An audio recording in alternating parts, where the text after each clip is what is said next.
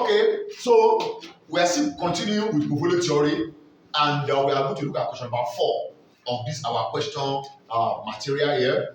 Question number 4: an investor, portfolio theory. What's your friend? Birthday girl. Gbolo lọ. Birthday yẹn, àti jọ Sunday ló ti ṣe make up ẹ̀ sílẹ̀. Ó lọ ṣe shoot náà. Ó ṣe shoot. Fún wa location, jíde máa bẹ̀rẹ̀ wẹ̀. Let's continue. Jíde give us location o. Now, the question, okay, an investor is considering investment in the following stocks. Hello, an investor is considering investment in the following stock. Now, market expectation, that is TKL, that is under the market condition. Expected dividend in percentage 0.2, 1.7, and 0.7. That is dividend that you are expecting. Abi? Now, expected capital appreciation, that is when capital appreciation like this one o, eléyìí ta ṣe fún alẹ́kọ̀ọ́ yẹn lọ fún wa yẹn o, that's 40.5, 15, and 20.4. Then expected volatility is 19.2, 13.4, and 22.8. I think I should put on the board for better analysis so that That capital appreciation is yes. capital gain. It's the capital gain. That is the new end value and beginning value. By beginning value, like the capital gain. By that time, add the yield more, dividend yield more, and you come in return.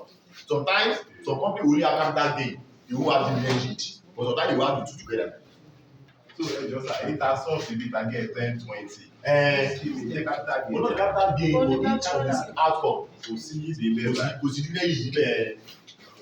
Your return, a good day. Your return is not your capital gain plus dividend yield. Abi, so if there is no dividend yield, what's your return? Capital gain. If there is no capital gain, what's your return? Dividend yield again. So that's just it. So you have to have the two together and give you your return. And you talk about Alibaba Alaja Sanom. And she came yesterday. She came after the class. Yes.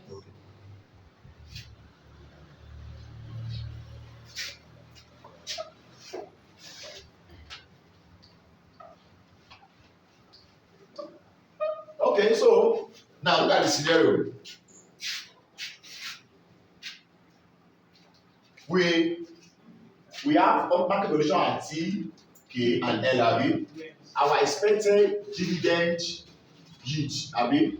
We have a 0.2, 1.7, 0.7. Then our expected capital gain, that will be what? 14.5, 15.0, and 26.4. Abi. Then our expected volatility, that will be what? 19.2, 13.4, and 22.8. Abi.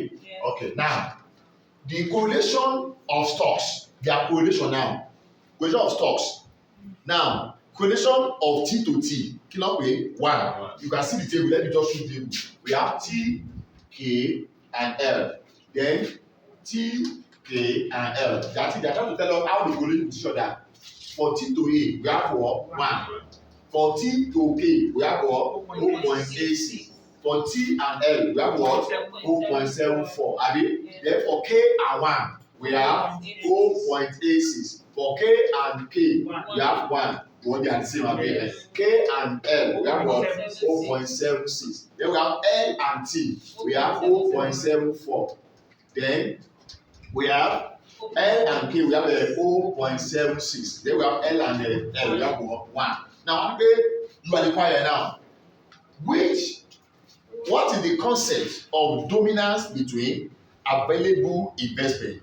I like an example using the data provided. Now, the concept of dominance. Let's look at it. Look at it now. Go to page 84. The concept of dominance means that a rational investor will act according to the two following principles. 1.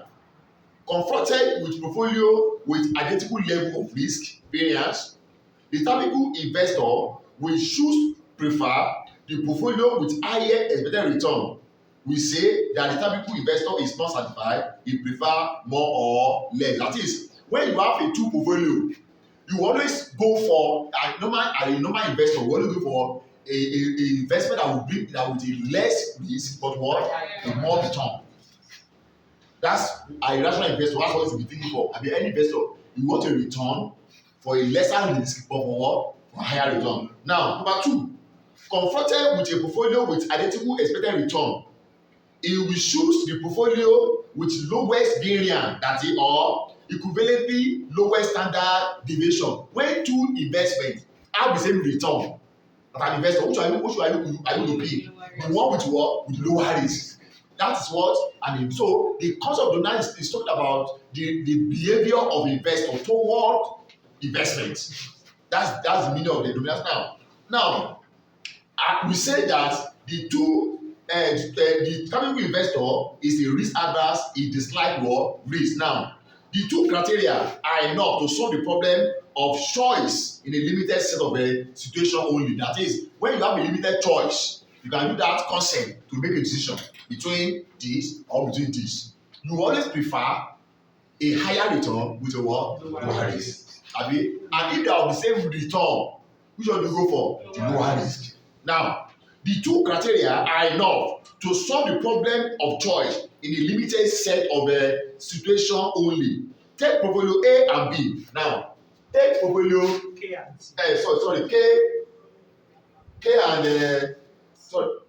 should be K and K and T. Sorry, I used A and B there. Now, take portfolio K and T. If the return is lower than D, now they can buy. What are our return? The return. These are our return now. Yeah, let's put them together. GTM plus capital gain. 14.7. Are we together? Our return now should be capital gain plus D and D. So our return now, our return should be this plus the divided by 14.7. 14.7. Yeah, yellow. 16.7. 16.7. Yeah, yellow. 27.1. 27.1. Now, look at this guy return. It's lower than this, Abi. Yes. Look at this guy risk. Between these two, which one you prefer? K. Let me actually, maybe I should put it in a very clear sense. This is return, Abi. Yes. For T, K, and L. We have to say like this: 14.7 Abi, 16.7, and 27.1 Abi. Then the totality that should be risked. Any yellow. 19.2 Abi, yellow 13.4, yellow 22.8. Now, if I have to make a decision between T and K, which one would we prefer? K. We prefer K because K comes with a lower risk plus with what? Higher return. So automatically you will choose this one ahead of this one. But if I have to consider K and L, the return. The return is high, risk is high, but look, this one, the risk now is what? Is high, with what? Higher return. Have you now? Yes. So what will you go for? Indifferent. Because at one point, when we were looking at those trends, that is, when the return is high, but the risk is minimal. But the return is now high, the risk is now, so therefore now, so you can only select this if the investor perceive that this increase in risk can be compensated for increase in what? This return. That's why you choose this one. So now, if you look at it, you read it further, now that's what I'm going to explain. Now, take two portfolio A and B is return on A is less than B, return on B. That's how return is also greater than B. Then clearly A is variable to B on both dimensions. More expected return, less risk. One could not think of any rational means of variance. Investor prefer B to A. Portfolio A, that is we will get beside now. Portfolio A is said to be dominant to who? To portfolio B. So in the given data, stock K dominates stock T, and the expected return is higher than 60.7 and 40.6, and the expected risk is lower 30.4 and 19.2. So please, can I check that A to K or T? So then number B, look at number B. So let's go to number B now. That's what we are trying to address. Calculate the expected return and volatility of an equally weighted portfolio, leaving out the stock that is dominated. Okay, so in that case, by now, so which of the stock is dominating now? Not dominate. They dominate here, abi? Hello.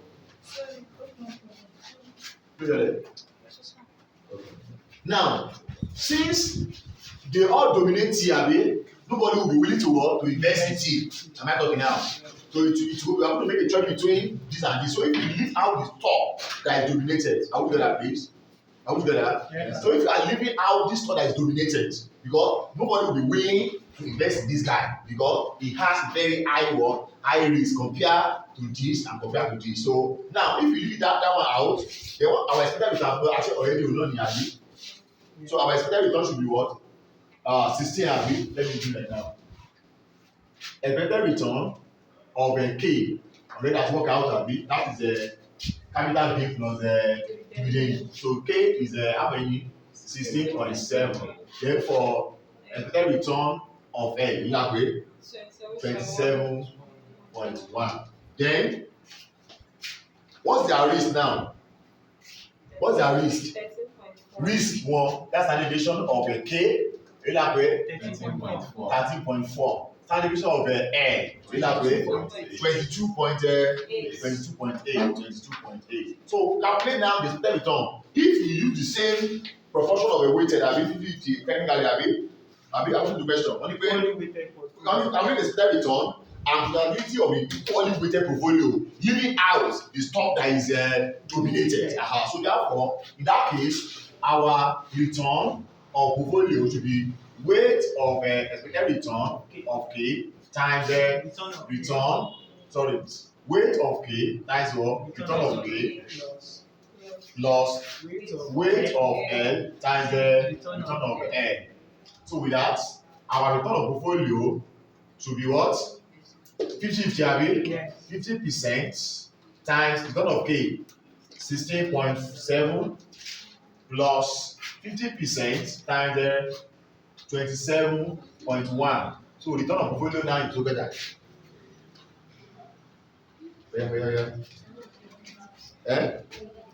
Equally weighted, equally. What I mean, something is equal. That's equal 50-50. No shit. 21.9. Then to get our volatility of the portfolio, what is that? That's standard deviation of portfolio, abi? And don't forget, standard deviation of portfolio, you got to what? Square of what? Weight of K times standard deviation of K, that's their risk, abi? Square plus weight of L times standard deviation of L all square plus 2 weight of L, then K at the first weight of K times weight of L, standard deviation of K, standard deviation of L, weight of L, K and L. So don't forget, from this table here, we have been given the correlation condition of K and L. Yeah. So K to L. 0.76. K to L. You know for Olele abi? Yes. Or you look at this K to L. What do we have? That's our correlation conditions. Am I talking now? Yes. What for these guys? So either you look at the K to L or K to L. So with that, so we can now already we do our standard deviation now. This is already abi, and we know our weight 50-50 no shitting. So therefore, standard deviation of P is equal to, let's find the final answer now. Weight is what? 0.5 abi times standard deviation of K 30.4 square plus 50% times 22.8 square plus 2 times 0.5 times 0.5 times 13.4 times 22.8 times 0.76. That's our standard equation of P. So therefore, our standard equation of P is what? 13. Answer. Yes. Are you sure? I'm seeing different things here. Yeah, confirm.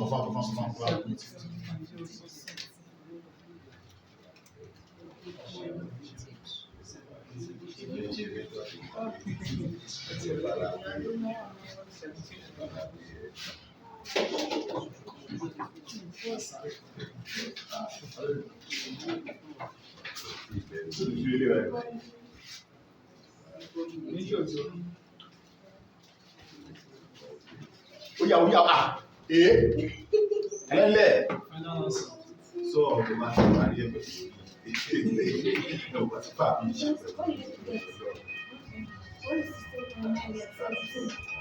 Seventeen. 17%. So 70.06. 70.06, abi? yes. 70.06. So that is the standard of this portfolio. That is the risk of this portfolio. Then number C part. Will you advise the investor to include the dominated stock in the portfolio as well explain qualitatively? That are you going to allow this guy, that's this thief, to join the portfolio? No. Why? This guy, and the return is low. Condition petition is not. Now, let's look at how they correlated. T to K is what? 0.86, abi? 86. Then T to L is what? 0.71, abi? Then, so me pé there is not perfectly correlated. It's not one. If there is a one, if it is one now, you can say it will push the risk up more. But see the way go to one. But let us assume now it's not negative. It will have it should go ahead. If it's negative now, that means if they join it together, it will work to bring it down. Although the risk is high, but they are not perfectly correlated. If you still join it to this portfolio, you can still reduce this risk to some extent.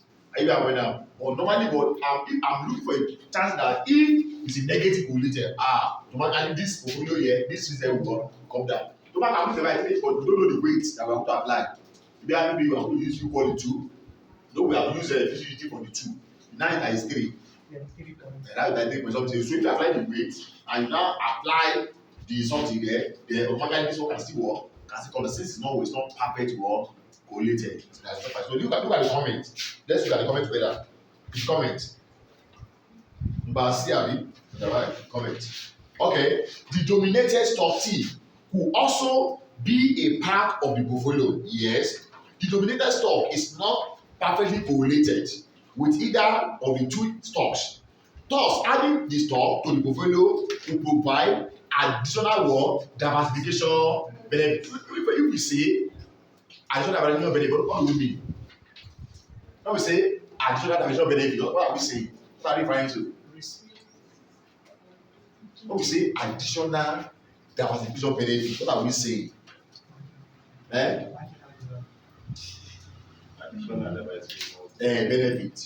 Which benefit do you enjoy when we diversify? You eliminate your systematic risk. You eliminate risk. That is, when you diversify. Which benefit do you enjoy? Diversification. To reduce risk. To reduce risk. When you diversify, the benefit you want to enjoy is what? You want to reduce your risk and maximize your return. So when you are ready, when you pass the book, close up papi. Now, because when you hear the word, thus adding the stock to the portfolio could provide what? Additional diversification. Maybe by the time if you join T now to this portfolio, I come down. And this one will go up a little bit. Am I talking now? So that was it. So because since they are not highly correlated, they automatically it will bring that kind of opportunity for us. So that's for that question number You said something that you would have preferred if it was negative, yes. So negative here, can be difficult that one there. No, I know only the minus 2.8 cases. Okay. Only they are negative correlated now. Automatically Minus, once it's minus, if any of this is minus, then also now they are all positive, right? Now all these investments are apparently they are positive correlated. But once it's negative, that means they are negative correlated. So the best is what? Negative correlated. If it's negative now, this figure will go down very well. And this one will go up very well. So that comes to the end of question number 4. So